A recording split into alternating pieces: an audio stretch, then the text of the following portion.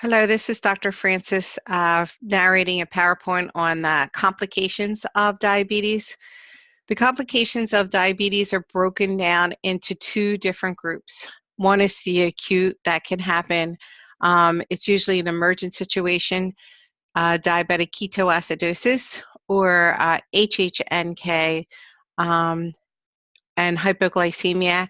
The chronic abnormalities that can occur are usually due to destruction to the vessels, to the large vessels, such as with the heart and the kidney, and then the smaller vessels that are associated with the eye and out into the periphery for circulation.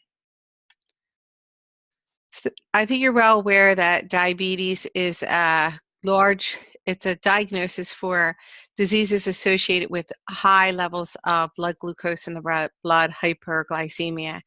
And the result is a defect in not enough insulin in order to counter the rise in the blood sugar. It can either be due to an overproduction of glucose or a lack of production of insulin. So it's increasing. 57 million people have been diagnosed with prediabetes. Minority populations and elderly are more disproportionately affected. Asian, African, and Native Americans. Why is that information significant to you? When you are a nurse and you're taking care of these patients in the hospital, you need to counsel them or educate them in that they are high risk. Over the age of 45, hypertension, and if they have a family member, a parent or a sibling that also has diabetes. To see which celebrities have diabetes, you can view this clip on your own time. So type 1 used to be how it was diagnosed, or juvenile onset. It's the one that is destruction of the pancreatic enzymes. I think Dr. Hodge has covered this. The etiology is they can either be born with it, it could be a defect in their immune system, or some kind of an environmental factor has caused it, or a combination. Requires insulin. Everyone with type 1 diabetes requires insulin. Their pancreas is not creating any insulin at all. Glucose from food cannot be stored in the liver. The onset is before the age of 40, and it used to be diagnosed when they were in the children. This population of patients, 5 to 10% of them have type 1. Type 2 is what is epidemic today. It's the adult onset non-insulin dependent diabetes mellitus. It is a decreased sensitivity to insulin. So the pancreas is working, the beta cells are creating some insulin. So either the insulin it's creating is not as effective, or it is just not enough. So there is a temporary state of hyperglycemia and hyperinsulinemia. The beta cells become fatigued and they cannot keep up with demand. Insulin resistant is affected at regulating glucose conversion is less effective. So the conversion of storing glucose in the liver is not as effective. The insulin is not working as well. There's an alteration in the production of hormones and the cytokines from the adipose tissue, and it plays a role in the glucose and fat metabolism. So type 2. The metabolic syndrome increases the risk for type 2. This metabolic syndrome is a kind of a relatively new diagnosis that has occurred, and what is the signs and symptoms of it is insulin resistance, where they're not effective at storing the glucose, so the glucose remains in the bloodstream. There's elevated insulin levels, but the insulin isn't doing the job. Elevated triglyceride and LDL, decrease in the good HDL, and they're usually hypertensive also. Type 2, 90 to 95% of the people with diabetes. It's epidemic now because it's occurring in people over the age of 30 and who are obese. Some children are developing type 2, whereas before they were always type 1, just due to the fact of their obesity. There's a slow progressive glucose intolerance that can also go undetected. Signs and symptoms are fatigue, irritability, polyuria, polydipsia, poor wound healing, frequent vaginal infections, and blurred vision. It can be treated with diet and exercise. If that is not effective, then oral hypoglycemics are then utilized, and if they're not able to control the blood sugar then they go to insulin. View this slide that addresses some of the type 2 complications. Look at that link. Gestational diabetes, I think Dr. Hodge covered, and that's when a pregnant woman becomes diabetic during her pregnancy. What you need to know about that is that treat it with diet, and sometimes they need insulin. The babies usually are greater than 9 pounds, and usually after delivery, they can not have any issues with their glucose, but sometimes they can be high risk to develop type 2 diabetes within 10 years. Secondary diabetes, that is diabetes that is the result of complications from somebody else. I think the one that is most well known is when people go on steroids, it induces hyperglycemia. Other things that can do that is people with pancreatic surgery or some kind of pancreatic disease, because then the islets of Langerhans are not able to produce insulin at the level that it needs to.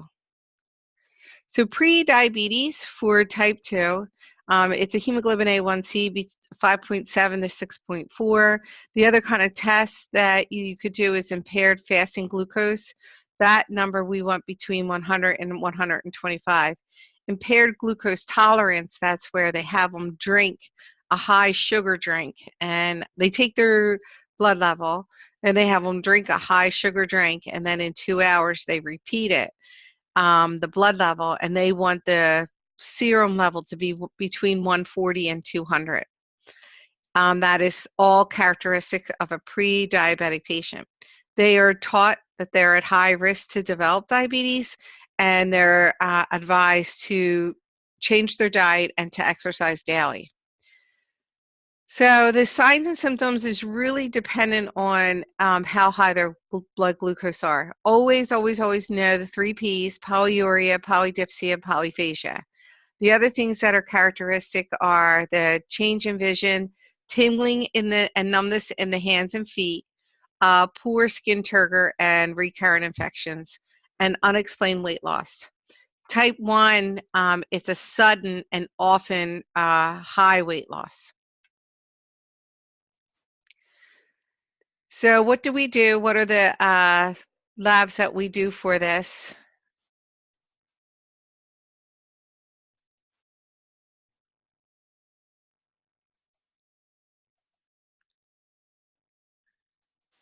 How do we diagnose it? Urinalysis, a UA should have a renal glucose threshold of between 180 and 200. Urine albumin, that's how much albumin is being excreted, between 20 to 200. Your anytime blood glucose that they draw, that means you were not fasting. And if that is greater than 200, if a fasting blood sugar is greater than 126, the glucose tolerance test is greater than 200, and a hemoglobin A1C greater than 6.5 is the diagnosis for, is the factor that is indicative of diabetes. So the very first thing we teach is diet, that they have to avoid a high glucose diet, then exercise. The third thing that would be added would be meds. We would begin with oral agents. Then if that's not effective, then it goes to insulin.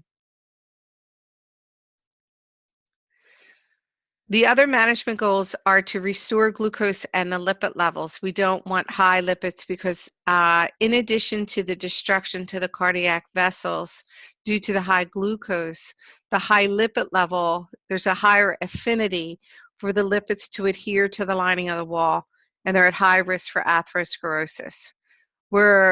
We teach or advise them to maintain normal growth in children and to try to achieve a normal body weight. In extreme cases, what they would do is a pancreatic transplant. They would want the patient to have functioning pancreatic cells in order to create the insulin. This typically only happens with patients who are having end-stage renal disease and are also getting a kidney. And then they would do the kidney and the pancreas at the same time. There's new research that is occurring where they could just transplant the pancreatic islet cells. They can harvest it from the organ donor, and they can infuse them via a catheter into the upper abdomen portal vein. And this treatment is experimental in the US right now, and they continue to research whether or not it's going to be effective. So the acute complications are DKA and HHNK. What happens with DKA and HHNK is the very first thing you need to know is a very high blood sugar, over 300, not enough insulin. It usually can occur if someone is undiagnosed diabetic and it's the first time, newly diagnosed, and anytime there's an imbalance in diet, exercise, or their meds. So maybe they went on a trip and they forgot their insulin. Maybe they were NPO or vomiting. This can all trigger it. In addition, the drug that makes it high risk for this to occur is steroids. DKA is the absence or deficient amount of insulin leading to disorders in carbohydrates, protein, and fat metabolism, and it's typically associated only with type 1 diabetics. The three main causes are decreased or missed dose of insulin, increase in the counterregulatory hormones, and it can be brought on by illness or infection. Maybe the body was stressed due to the fact it had a virus, or undiagnosed and untreated diabetes.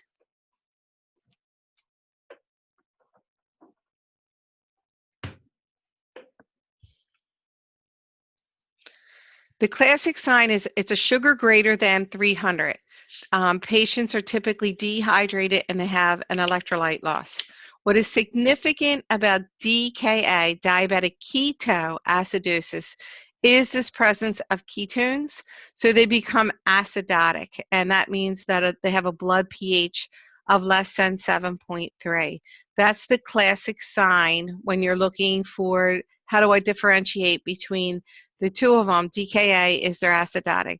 Their body metabolizes protein and fat, and that leads to the fat breaks down into the ketones, and that leads to the situation of metabolic acidosis.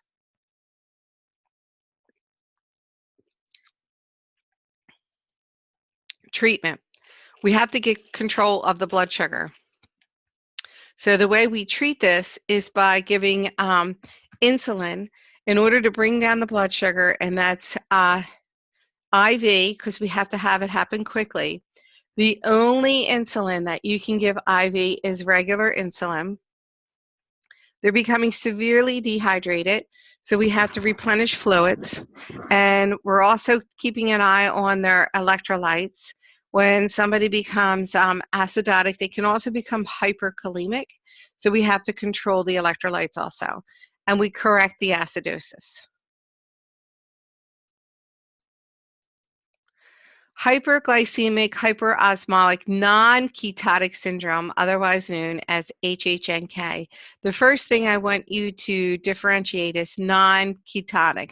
They are not breaking down the fat. They do not have ketones in their bloodstream, so they are not acidotic. They are, however, in a very, very high blood glucose state, generally greater than 300, which causes an osmotic diuresis with loss of water and electrolytes. So they are also very dehydrated. That is similar. The difference is they are not acidotic. Signs and symptoms: polyuria, despite adequate fluid intake. So due to the fact that they are low in their volume, they're hypotensive. The very, very high dehydration, so it's causing the heart rate to go up. So there are signs and symptoms of volume depletion, and they begin to have some neurological findings. When that occurs, then it means that they're going to have a high mortality rate. That's it needs to be corrected. The patient is at this point critically ill. Who's at risk for this is patients that are ages 50 to 70, can occur with any known history of diabetes. In contrast to DKA, there's no ketosis and no acidosis. Fluid volume replacement, insulin administration, monitor the electrolytes, and due to the fact that they can have some neurological impairment, you want to make sure that they are protected, that they're safe, and you want to educate the patient so that this does not occur. So hypoglycemia means that the blood sugar has gone too low. So it drops below 70, and this can happen for a couple of reasons. One, perhaps we gave too much insulin, and maybe they had a diet change. Oral agents or too little food, excessive physical activity where they have utilized all the glucose, liver and kidney disease in combination. So what you need to know is Whipple's triad, which means somebody who is at high risk for hypoglycemia. They're consistently low with blood glucose, low serum blood glucose readings, and the resolution that's slow to make the blood glucose rise. Neurogenic, that's due to the fact that the autonomic nervous system is aware of this rapid decline. And what kind of happens is you might hear this when you're hangry. That's how you feel, where you are really, really anxious and you're irritable. Those signs and symptoms are attributed to the adrenergic result of the autonomic nervous system being triggered. The cholinergic is the sweaty, the paresthesias, tingling, and the headache. Neuroglycopenic signs and symptoms are discussed when there's glucose deprivation. So maybe you've been really, really hungry and you haven't had a chance to eat. You begin to feel weak, drowsy. That's a low blood sugar. You're not able to concentrate. You're amnesic, disoriented. When this occurs when people have very, very low blood sugar. Severe hypoglycemia can cause paralysis, seizures, loss of consciousness, coma, and brain damage. So what do we need to do? We need to get the sugar up, and we need to get it up quickly, but we also want to stabilize it. So read the stem of the question carefully. If they're conscious and awake, alert, and able to swallow, then we give them oral. We give them glucose, we give them fruit juice. We also will give like a low-fat skim milk. The glucose in the fruit juice is going to rise that sugar quickly, but the milk will help it to stabilize. If the patient is conscious, you can give raisins, jelly beans, saltine crackers, graham crackers, and cake icing that's available in tubes. They can take sublingual. Avoid carbs with fat that is slow for it to rise. So then after you've done a treatment, you always go back and you reassess. You're hoping that the blood glucose is above 70. Once you have it above 70, then we usually give a carbohydrate and a protein in order for it to kind of stabilize at a higher level.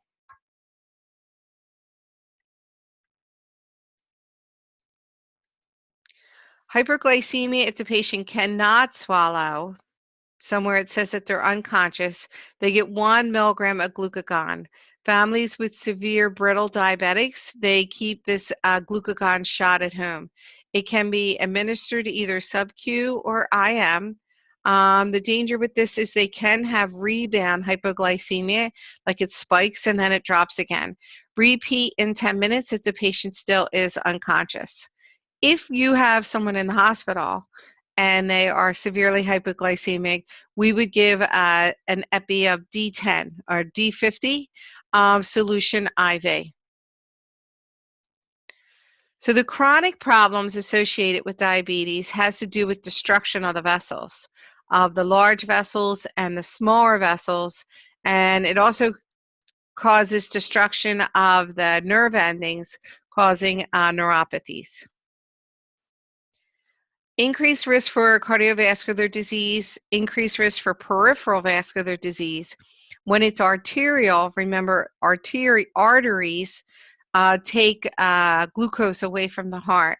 So what you're seeing is destruction related to ulcers and gangrene as a result of a lack of oxygen there. There's cellular death. They're at a higher risk for stroke, 2 to 4 times higher, and there's a lot of complications that are associated with the cardiac system. This is a picture of a diabetic foot ulcer. As you can see, there it's pretty deep. This tissue surrounding it is not really healthy and viable. It will probably have to be debrided in order to get to tissue that will heal appropriately. So microvascular is related to very, very small vessels that are damaged, and it's due to the fact that there's thickening of those capillary membranes, and it doesn't allow for adequate propulsion of blood through, and then it leads to distal to that hypoxia, which then leads to cellular death. The eye is most at risk for this. People with diabetes are at risk for blindness, vision loss, and they need frequent ophthalmic evaluations. Nephropathy is damage to the kidneys. People that are diabetic are at high risk for renal disease, where the kidneys begin not to function well, and then they have chronic hyperglycemia, and their glomerular filtration gets scarred, and then they have problems with their urine filtration.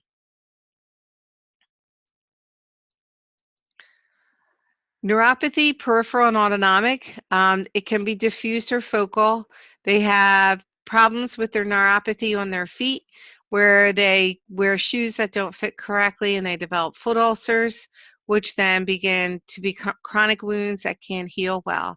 They can also have injury, like step on a nail, step on something, so they're always advised not to go barefoot. Autonomic neuropathies can also occur to the cardiac, GI, renal, hypoglycemic awareness, and sexual dysfunction. Remember, all of your organs work by nerve intervention. So we're aware of the autonomic neuropathy to the feet because they have lack of awareness and sensation.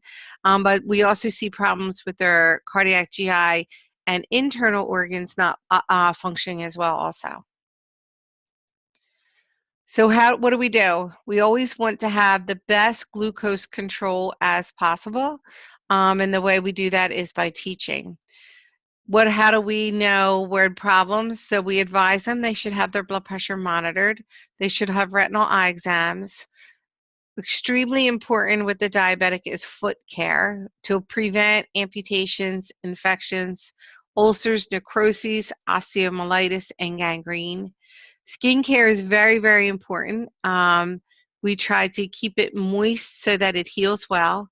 Microalbumin is an indicator that they're going into early renal failure. So the glomerular filtration is scarred and it's not filtrating as well. And our goal is to have a hemoglobin A1C of around 4, and greater than 8 is indicative of poor control. Education is absolutely the key. Here's another clip you can see about how to teach, and it's a website for diabetes education. We teach them self-care, provide all the information you can, and if you have access to a diabetic nurse educator, we would consult them. Connect to the previous knowledge. What is it that they know? Is there any religious or cultural concerns that should influence the plan of care? You want to make sure that you include that. Teaching skincare, they should look at their feet every day. They should monitor for cuts. They're looking for any signs of infection, and they should try to avoid stress. Diet. What is the glycemic index? They should know their food exchange. They should be well aware of the food pyramid. They have to develop a consistent diet, and they have to be aware of what size is a normal, adequate portion. Diabetes are at high risk for hyperlipidemia and hypertension, which can also contribute to vessel disease. So nutrition becomes a very, very huge part. They should know what saturated fats are, cholesterol, and sodium. One of the things that can contribute to a patient developing DKA is when they get sick. And if they're not feeling well, it doesn't mean that they should not take their insulin. They should monitor their glucose readings. They should try to find food that they can tolerate, even if it's liquid. And they should make sure that they have some sick day rules. Exercise is very important for the diabetic. They need to have that as part of their life. It increases the uptake of glucose by muscles, and it also alters the blood lipid concentration. So they should check their blood glucose first. Then they should exercise after meals. If the blood glucose is less than 100, then they should eat a carb snack.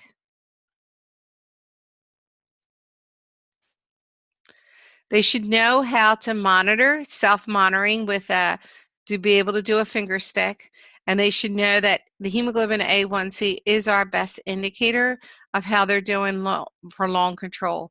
4 to 6 is normal. We like it to be closer to 4 or 5, and goal for diabetic control, if it is a diabetic, is less than 7.